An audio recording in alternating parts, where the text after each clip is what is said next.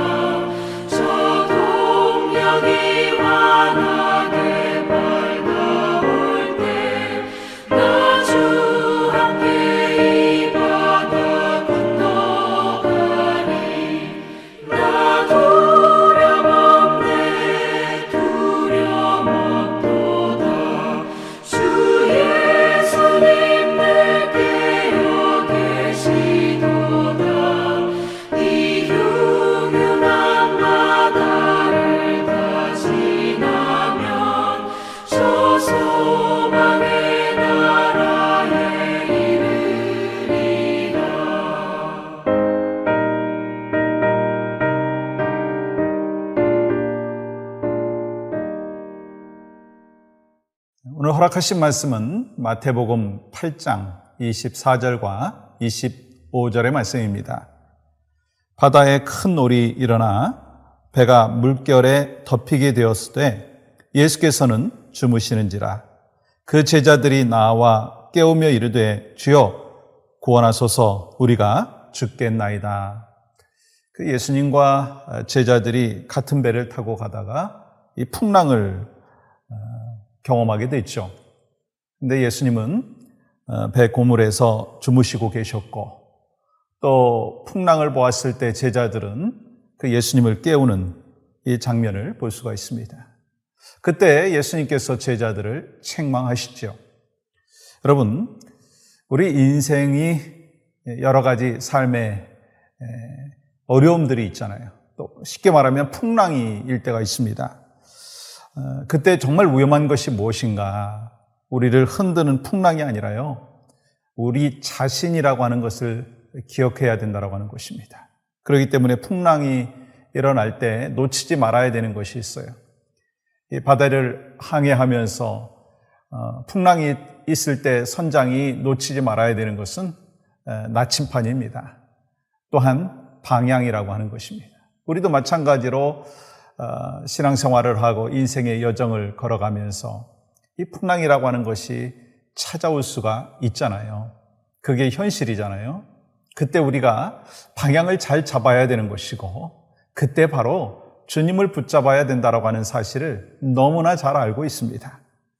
왜냐하면 이 결정적인 순간에 하나님의 도움의 손길이 없이는 우리는 다시 일어날 수가 없기 때문인 것입니다. 여러분, 오늘 24절 말씀은 이렇게 기록하고 있습니다. 바다에 큰 놀이 일어나 배가 물결에 덮이게 되었을 때 예수께서는 주무시는지라. 여러분, 예수님께서는 주무시는지라. 여러분, 이 말씀에서 떠올려지는 게 뭘까요? 어떤 분은 이렇게 말씀을 하실 수도 있습니다.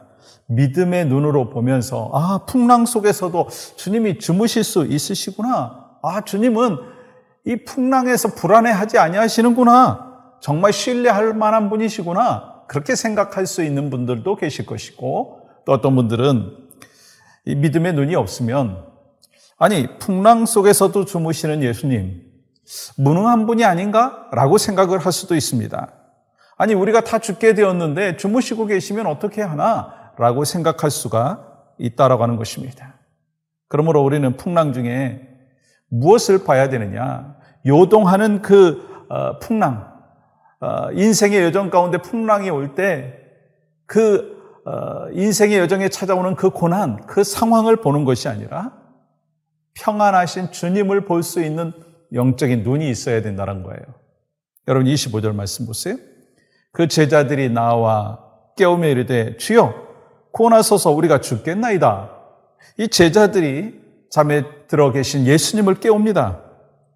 그래서 예수님께서는요, 풍랑 때문이 아니라 제자들이 깨워서 일어나신 거예요. 그러면 왜 예수님은 제자들이 깨우고 나서야 일어나셨느냐는 거예요.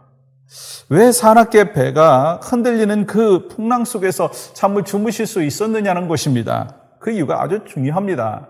예수님께서는요, 풍랑보다 더 크신 분이기 때문에 이 풍랑이 일어나는 거에 대하여 크게 연연하지 아니하신다는 거예요. 예수님은 언제나 풍랑을 다스릴 수 있는 분이시다라고 하는 것을 말씀하는 거예요. 그러니까 풍랑 속에서도 주무시는 그 예수님의 모습을 보면서 풍랑을 다스리는 그 풍랑을 지배하시는 분이 바로 예수님의 능력이다라고 하는 것을 우리가 깨달을 수가 있고요. 그러면 예수님께서 잠을 깨신 이유가 뭘까요? 여러분 26절 전반절에 보시면 이렇게 기록하고 있어요. 예수께서 이르시되 어찌하여 무서워하느냐 믿음이 작은 자들아. 왜 예수님께서 일어나게 되셨어요? 믿음이 적은 자들 때문이다라고 하는 것입니다. 그래서 예수님은 이 잠에서 깨어나자마자 제자들을 책망하시면서 뭐라고 말씀하셨어요? 믿음이 작다 말씀하셨어요. 그것은 지금 일고 있는 풍랑보다 예수님이 작게 보이는 그 제자들의 모습이다라고 하는 것입니다. 여러분 믿음이 컸다면, 이 풍랑보다 예수님이 크게 보였다면 이 제자들은 그렇게 호들갑을 떨지 않았을 거예요. 그래서 예수님께서 뭐라고 말씀하시냐? 믿음이 작은 자들아 라고 말씀하시는 거예요.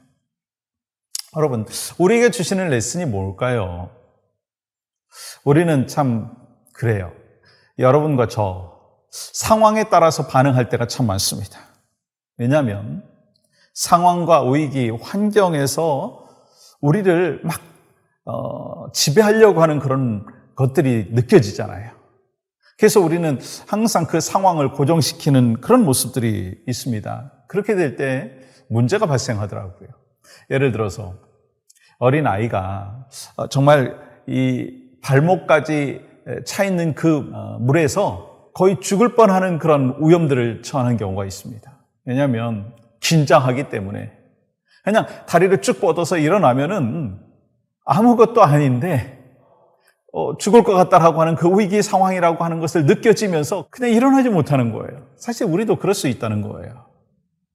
풍랑을 다스리시는 예수님, 풍랑을 압도하시는 예수님, 다시 말하면 우리의 인생의 여정에 찾아오는 고난과 상황, 그리고 질병과 많은 이 어려움들을 지배하시고 압도하시는 그 주님을 보면, 시선을 고정시키면 우리는 풍랑 속에서도 평안을 얻을 수 있다는 것입니다.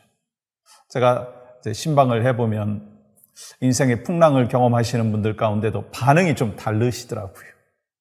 어떤 분들은 막 전전긍긍 하시는 분들도 계시지만 주님이 나와 함께 하시고 이 고난까지도 주님이 주권을 갖고 계시기에 가장 선한 길로 인도해 주심에 대한 확신을 갖고 풍랑 속에서도 주님 앞에 시선을 고정시키는 분들이 계시더라고요.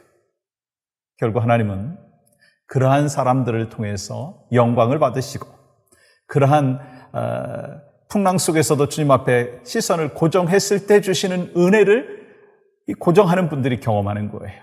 그리고 회복의 역사, 은혜의 역사, 결국은 뭐예요? 풍랑을 잔잔케 해주시는 은혜를 경험한다는 거예요.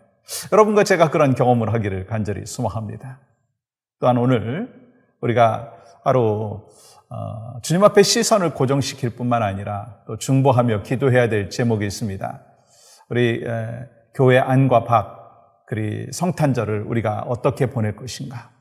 교회 안과 밖에 있는 우리 지체들을 어떻게 섬길 것인가? 우리가 잘 알고 있잖아요. 여러분들이 많이 또 섬겨주시고 후원해 주시고 그래서 이번 주에 교회 안과 밖 크리스마스 행사를 진행하게 되는데 우리 함께 이렇게 기도해 주시기를 바랍니다. 교회 안과 밖 크리스마스 행사를 통해서 우리를 구원하시기 위해서 이 땅에 오신 예수님의 탄생의 기쁨을 잘 전할 수 있게 하여 주시옵소서.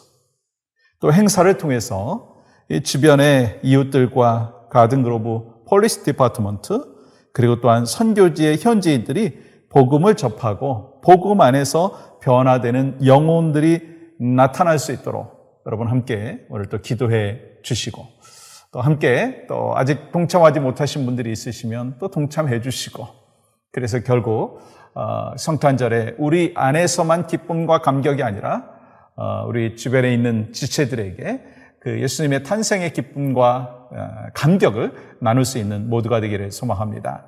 하나님 감사합니다. 오늘 또 주 안에서 승리하며 살아가는 믿음의 백성들 되게 하여 주시고 인생의 풍랑 속에서도 우리의 시선을 주님 앞에 고정시키는 귀한 믿음의 역사들이 나타나게 하여 주시옵소서. 교회 안과 밖에 크리스마스 우리가 함께 이 행사를 진행하며 주님의 사랑과 하나님의 은혜를 전하는 우리 모두가 될 수 있도록 인도하여 주시옵소서. 예수님의 이름으로 기도하옵나이다. 아멘.